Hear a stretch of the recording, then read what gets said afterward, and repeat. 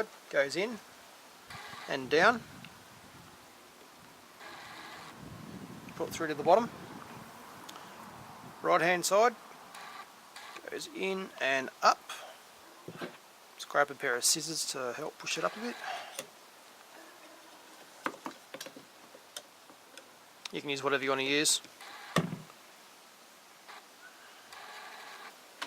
Okay, now we've got it set like this. Lift it up. Right hand side, we've got 3 holes. Right hand side goes in the first hole.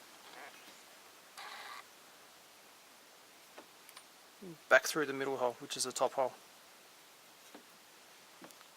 Left hand side goes in the bottom hole and in through the middle hole. Hold the rope down nice and tight so it slides through nicely. Alright, now pull the rudder back down so we either get the correct tautness.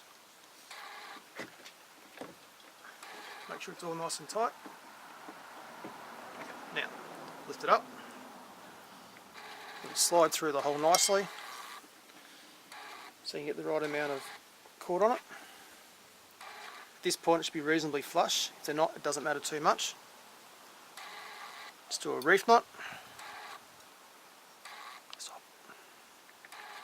You can stop. Now we're going to test. Down.